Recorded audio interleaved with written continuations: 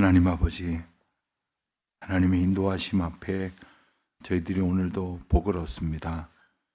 이 아침부터 저희들은 하나님의 은혜가 아니고서는 살아갈 수 없는 자임을, 하나님의 인도하심이 아니고서는 한 걸음도 바르게 내디딜 수 없는 자임을 철저히 깨닫고 오직 하나님의 은혜와 인도하심만을 의지하며 구합니다.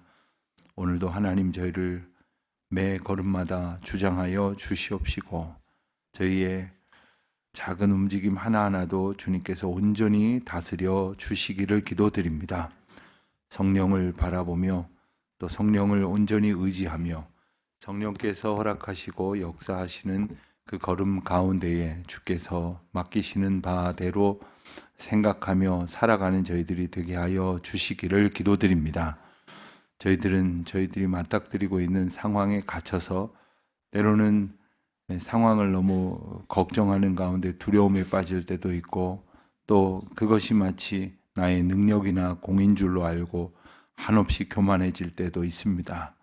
주님 손 의지하여 저희들이 주님 곁에서 너무 벗어나지 않도록 늘 하나님의 은혜 안에 있게 하여 주시옵시고 저희들의 생각을 그리고 주님의 말씀의 은혜 가운데에 늘 비추어 온전히 하시는 성령님의 은혜를 얻게 하여 주시기를 간절히 기도드립니다.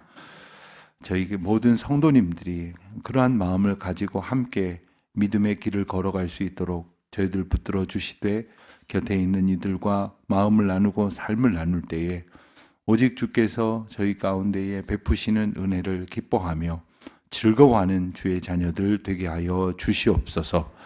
그저 걱정거리 없는 세상 살아가기를 원하는 것이 아니라 어떤 일을 만나더라도 믿음으로 잘 견디어낼 수 있도록 주님 도와 주시옵소서. 언제나 어떤 상황에서나 주님 앞에 무릎 꿇게 하시고 또 어떤 상황에서나 주님 말씀에 귀 기울이게 하여 주시옵소서. 주님을 바라보는 믿음을 갖고자 하오나 주님을 바라보는 것이 무엇인지조차 헷갈리고 그리고 아무것도 보이지 않는 것 같을 때에 성령 하나님 저희들을 주장하여 주셔서 주님의 말씀이 들려지게 하시고 또 들려주신 말씀이 생각나게 하여 주시옵소서. 언제나 저희들의 입에 주님의 말씀을 넣어 주셔서 무슨 말을 해야 할까 고민할 것도 없이 성령께서 말하게 하심을 따라 말하는 자녀들이 되게 하여 주시옵소서. 하나님 아버지, 저희가 직장과 삶의 터전에서 할 일을 허락하여 주셨습니다. 참 감사합니다. 이 세상에서 저희들이 크고 작은 일로 지금껏 수고하게 하신 것도 감사하온데 또 오늘 저희들에게 허락하실 일이 있음을 고대하며 주님의 인도하심만을 바라보게 하여 주시옵소서. 하나님, 저희들에게 시간적인 여유가 있습니까? 하나님 앞에서 주님께서 허락하시는 일들이 무엇인지를 귀 기울여서 그 일을 감당하는 기쁨으로 충만케 하여 주시옵소서. 마음의 여유가 있습니까? 마음에 짐을 지고 고통하는 이들을 돌아보는 가운데 위로하고 하나님의 사랑을 증거하는 날이 되게 하여 주시옵소서. 하나님, 저희들 가운데에 주신 비전을 어느새 잊고 있었던 이들이 있습니까?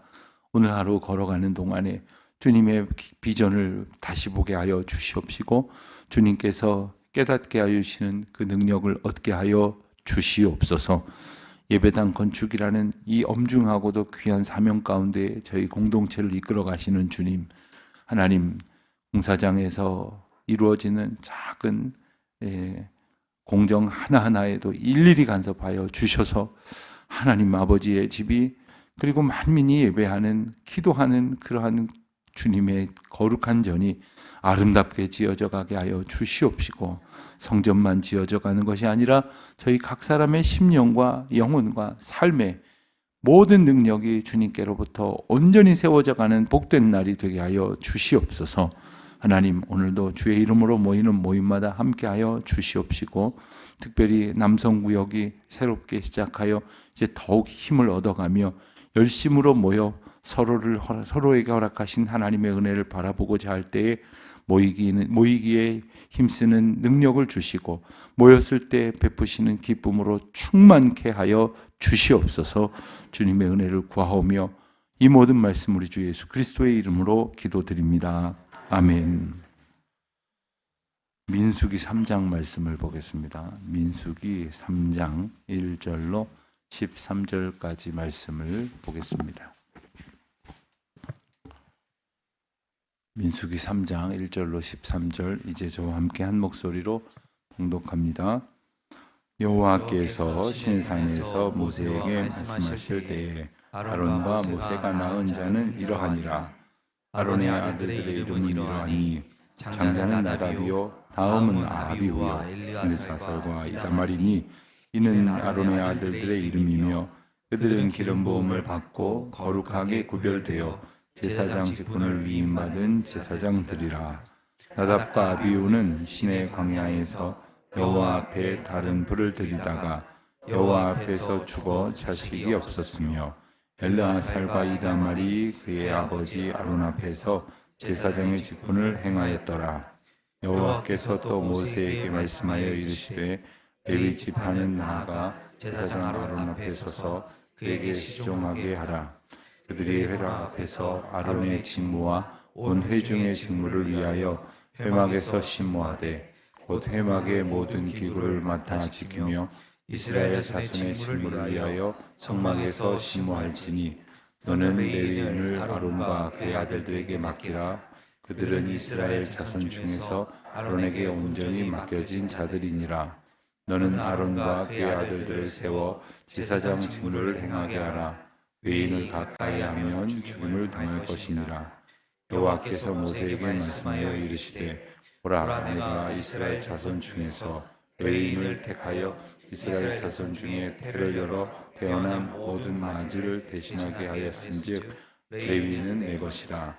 처음 태어난 자는 다 내 것임을 내가 애굽 땅에서 그 처음 태어난 자를 다 죽이던 날에 이스라엘의 처음 태어난 자는 사람이나 짐승을 다 거룩하게 구별하였음이니 그들은 다 내 것임이니라. 나는 여호와이니라. 아멘. 시내 광야에 이르렀을 때 하나님께서는 이스라엘 모든 백성들의 수를 계수하게 하시고, 그리고 그 중에 군대에 나갈 만한 장정들의 수를 정확히 계수하도록 하셨습니다. 그리고 그들이 전쟁을 위하여 이제 편제를 갖추고, 그리고 각 지파의 지도자들을 세우고, 그리고 그들이 평상시에 유숙할 때나 행진할 때 어떤 대형을 가져야 할지에 대해서 일러 주셨습니다. 그 가운데 하나님께서는 그들의 공동체가 영적으로 어떻게 세워져야 할 건지를 일러 주시려고 이 앞서 군제를 편성한 것이 또 다른 측면에서의 하나님의 질서라고 말한다면 영적인 차원에서의 질서를 위하여 하나님께서 하나님과 백성들 사이에 하나님의 직분자들을 세워 주셨습니다. 그들이 바로 제사장들이고 그들이 바로 레위인들이었습니다. 하나님께서 회막에 거하신다는 것은 그들과 함께 계신다는 말입니다. 근데 하나님께서 그들과 함께 계신다고 했을 때 거룩하게 구별되지 아니한 사람들은 하나님과 함께 있을 수가 없었겠죠. 죄 때문에, 그리고 부정한 삶 때문에 그들은 하나님과 함께 있을 수가 없었습니다. 하나님께 제사할 수 없었고 하나님 앞에 나올 수가 없었습니다. 그들이 하나님 앞에서 온전하여지기 위해서는 죄를 사하는 그러한 제사의 과정이 필요했고, 그 제사를 담당하여, 즉 하나님과 백성들을 감당하는 중간자적인 역할을 세우셨으니 그들이 바로 제사장들이고, 또 제사장들의 여러 가지 직무를 돕기 위해서 세운 이들이 바로 레위인들이었습니다. 오늘 본문은 바로 그 이야기를 하고 있는 것입니다. 1절에 보면 여호와께서 시내산에서 모세와 말씀하실 때 아론과 모세가 낳은 자는 이러하니라. 이제 뒷부분에 가면 모세의 자녀들에 대한 언급이 나옵니다만 오늘 본문에서는 아론의 자녀들에 대한 언급이 나오는데, 아론에게 맡겨진 직무는 바로 모세가 바로 앞에 갈 때에 하나님께서는 아론을 말하는 자로, 다시 말하면 모세를 돕는 일종의 대변인과 같은 그런 참모와 같은 역할을 주셨습니다. 그 일을 가지고 바로 앞에 섰고, 그리고 이제 그들이 애굽에서 빠져나와서 이제 광야길에 들어섰을 때 하나님께서는 아론과 그리고 아론의 대를 이어서 허락하실 아론의 자손들에게 제사장의 직무를 맡기십니다. 그 직무를 맡게 된 아론의 아들들의 이름이 2절에 나옵니다. 그래서 그들은 기름 부음을 받고, 즉 제사장으로서의 직분을 이제 위임받고 그 일을 거룩하게 구별하여 감당하는, 위임받은, 즉 하나님께로부터 이 일을 감당하도록 명령을 받고 사명을 받은 제사장들이었습니다. 그런데 문제가 생겼습니다. 4절에 보면 나답과 아비후가 시내 광야에서 여호와 앞에 다른 불을 들이다가 죽어 자식이 없게 되었다. 다른 불을 들였다는 말이 무엇일까? 성경의 여러 정황을 살펴보면 우선 두 가지 정도로 우리가 추론할 수 있을 것 같습니다. 하나님께서는 제사에 관한 규례를 주셨습니다. 그래서 제사를 지낼 때는 이러이러한 과정을 통해서 이러이러한 구체적인 그러한 방법으로 드리도록 그렇게 하셨습니다. 그렇기 때문에 그렇게 사용되어져야 될 그 불에 관한 규례를 어겼을 것이다라는 추정을 한 가지로 할 수가 있습니다. 레위기 말씀, 민수기 말씀에 보면 이 제사에 대한 규례들이 곳곳에 간략간략하게 나오게 되는데, 여호와 앞에서 놓여진 허락된 불, 즉 제단으로 해서 지펴진 불로 제사를 지내야 하는데, 우선 그 불이 아니었을 가능성에 대해서 생각해 볼 수가 있습니다. 여호와 앞에서 지펴진 불이라는 것은 바로 여호와께서 허락하시고 여호와께서 내리신 불이라는 의미였죠. 그런데 그 불이 아닌 다른 불을 가져다가, 예컨대 이런 생각을 해볼 수가 있겠습니다. 여호와 앞에서 불을 지피기 위해서는 그때마다 불을 지펴야 하는데 지금처럼 뭐 라이터 가지고 탁 하면 불이 들어오는 시대가 아니었겠죠. 그러니까 이제 그 불을 지필 때마다 어떠한 수고가 있었을런지 우리가 다 상상하기 어렵습니다. 그런데 내일 아침 제사를 지내야 하는데, 이건 제 상상입니다. 제사를 지내야 되는데 아침마다 불 지피기가 너무 힘들고 귀찮아요. 그래서 집에서 불 떼던, 뭐 저녁에 뭐 해먹던 불이 있었을 텐데 이거를 좀 살려뒀다가 그거 가져다가 그냥 손쉽게 한다고 하면 편리를 생각할 수는 있겠지만, 하나님께서 그런 일상생활을 통해서 사용할 수 있도록 백성들에게 허락하신 불이 있었겠지만, 하나님 앞에서 제사를 위해서 거룩하게 구별한 불이 있었을 것입니다. 그 불을 택하지 않고 이런 불을 했다는 것은, 두 번째 측면으로 생각해 볼 수 있는 것은 다른 태도를 지적하셨을 상황을 생각할 수가 있습니다. 다른 불이라는 것은 다른 태도를 말하는 것일 수가 있겠습니다. 즉 하나님 앞에서 제사장이 백성들을 대신해서 하나님 앞에 제사를 지내기에 합당하지 않은 자세와 않은 태도, 그렇지 않은 마음가짐을 가지고 드렸을 것을 말합니다. 우리는 가인과 아벨의 제사의 이야기를 압니다. 사람들이 볼 때는 어떤 마음가짐으로 드렸는지 모릅니다. 그러나 하나님은 다 아십니다. 하나님은 아시기 때문에 가인의 제사는 받지 않으셨고 아벨의 제사만 받으셨죠. 이 나답과 아비후가 가졌던 그 제사의 물리적인 가시적인 태도를 넘어서서 그들이 가졌던 영적인 자세가 바르지 않았을 수 있을 것입니다. 어쨌든 이 성경의 내용으로는 여러 가지를 추론할 수 있지만, 죽임을 당할 만큼 심각한 죄였음을 생각해 볼 때 하나님께서는 하나님 앞에 나오는 방식, 하나님 앞에서 제사하고 죄의 문제를 해결하기 위하여 하나님께서 허락하신 방식이 아닌 자기들 마음대로 행하는 모든 것들을 배격하셨습니다. 오늘도 우리가 하나님 앞에 나와서 예배를 드리고 또 기도의 시간을 갖고 말씀을 받을 때에도 사실은 얼마나 우리가 우리 마음대로 변질된 생각을 가지고 있는지를 깊이 깨달아야 됩니다. 주님이 내게 주시는 말씀이라는 고백과 인식과 소원보다는 자기 마음에 들면 은혜 받았다고 하고 자기 마음에 들지 않으면 무슨 말인지 하나도 모르겠다고 불평을 합니다. 성경을 읽다 보면 내 마음에 드는 쉬운 구절도 있고 내 마음에 드는 스토리도 있지만 그렇지 않은 두려운 말씀도 있습니다. 말씀이 나를 찌르는 것과 같은 그런 말씀도 있습니다. 그럴 때 우리는 또한 어떤 자세를 가지게 될런지까지 생각해 볼 만한 말씀입니다.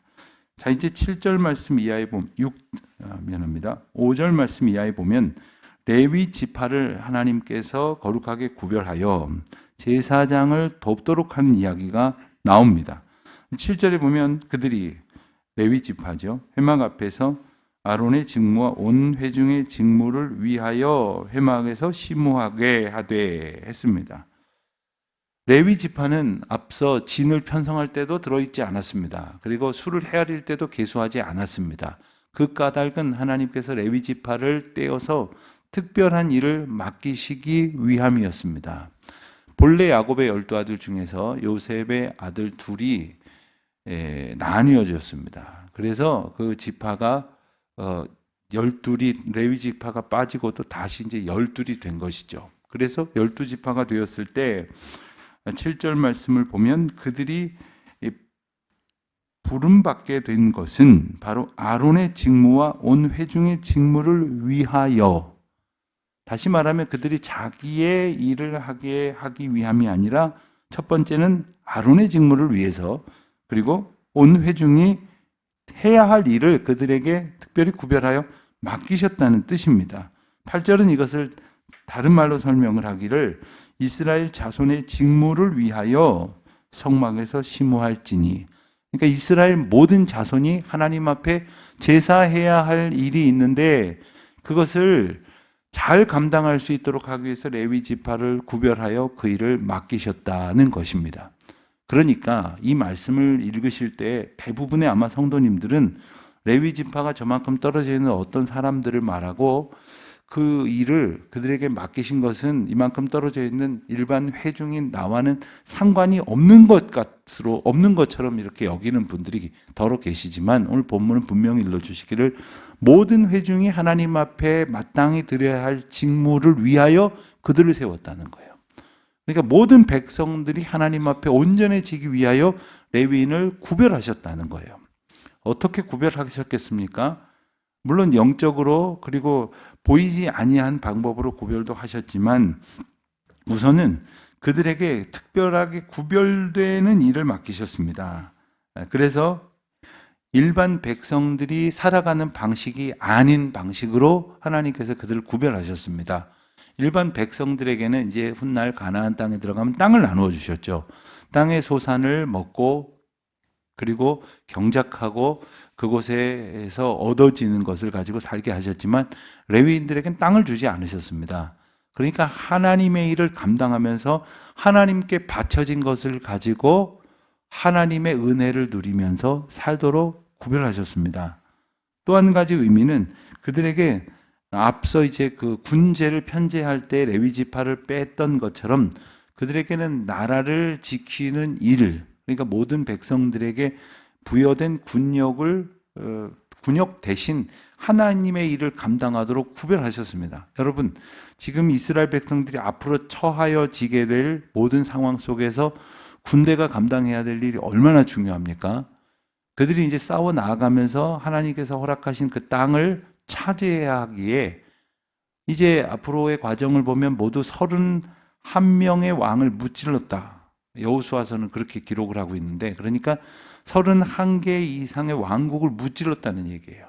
크고 작은 그러한 나라들 간의 전쟁을 싸워가니 이 전쟁이 얼마나 중요한 일입니까마는 그 일만큼 그보다 더 중요한 일로 레위인들에게 일을 맡기셨다는 것을 분명히 일러주시는 것이죠. 6절부터 9절까지를 보면 레위인들이 하는 일이 설명이 이렇게 됐다고 한다면 12절, 13절에 가서는 레위인을 선택한 의미가 어떤 것인지를 이렇게 말씀을 하십니다. 12절입니다. 내가 이스라엘 자손 중에서 레위인을 택하여 이스라엘 자손 중에 태를 열어 태어난 모든 마지를 대신하게 하였은즉, 그러니까 이스라엘 백성들 중에 레위인을 택하신 것은 모든 마지를 대신하게 하신 일이다, 이렇게 말씀을 하십니다. 모든 맞이를 대신하게 하신 일이다. 이 말은 또 무슨 말일까요? 13절의 말씀이 이 말뜻을 우리에게 설명해 주십니다. 처음 태어난 자는 맞이죠. 다 내 것입니다. 하나님께서 처음 태어난 자는 다 내 것이다 라고 말씀하신 것은 모든 가정과 집안에 처음 태어난 것만이 내 것이 아니라 모든 백성, 모든 생명이 하나님의 것임을 고백하도록 하시기 위해서 제사를 지낼 때 맞이를 하나님 앞에 바치도록 했던 제사의 규례를 말씀하시는 것입니다. 또 농사를 짓는 사람도 처음 것, 이제 만물이라고도 말하죠. 맞이, 물 첫 번째로 이렇게 얻어진 그런 물질, 물건 혹은 뭐 산물을 말합니다. 만물을 하나님 앞에 드리는 것은 모든 것이 하나님의 것임을 구별하는 표로 드린다는 거예요. 우리가 11조를 하나님 앞에 바치는 것은 내게 주신 모든 것이 하나님의 은혜다라고 고백하는 표로 열의 하나를 구별하여 드리는 거죠. 모든 생명이 하나님의 것임을 알도록 하시기 위해서 모든 맞이를 내 것이라 일러주셨습니다. 그걸 어떻게 확증해 주셨습니까? 모든 맞이는 모든 백성이 내 것임을 알려주시는 말씀이었는데, 애굽에서 탈출할 때에 하나님께서는 모든 집안, 심지어는 모든 생축의 첫째 난 것을 다 죽임으로 모든 백성들이 죽어야 한다는 사실을 일깨워 주셨습니다. 사실은 모두가 죽어야 되는데 모두가 죽는 구별된 표로 맞이를 죽도록 하셨다는 거예요. 그런데 이스라엘 백성에게는 어떤 일이 있었습니까? 어린 양을 잡아서 그 피를 문설주와 좌우 임방에 바르면, 즉 내가 죽어야 되는데, 우리 모두가 죽어야 되는데, 아니 우리 모두가 죽는 대신에 맞이인 나라도, 우리 큰아들이라도 죽어야 되는데 하나님께서 어린 양의 피로 구원의 은혜를 주셨음을 믿음으로 고백할 때 모두가 사는 역사를 허락하셨다는 것이죠. 바로 그 사건을 말씀하시는 것입니다. 모든 맞이, 즉 모든 백성은 하나님의 백성인데 모두가 다 하나님 앞에 나와 구별된 제사의 삶을 살아야 할 것인데, 그러한 표로 인해서 모든 맞이를 대신해서 레위 지파를 택했다는 거예요. 레위 지파는 첫째 아들은 아니었습니다. 유다에게 넷째 아들이 됩니다. 그러나 어제도 말씀드린 것처럼 유다의 지파의 조상이 되는 르우벤과 시몬과 레위, 셋째 아들이죠. 이 셋째 아들이 되는 이 레위 지파를 택하시면서 하나님께서 그들을 모든 백성들로 대신하게 하신 것은 모두가 죽어야 되고 모두가 하나님 앞에 날마다 죽는 제사의 삶을 살아야 할 것인데, 그 표로 이제 레위 지파를 택하셨다라는 말씀입니다.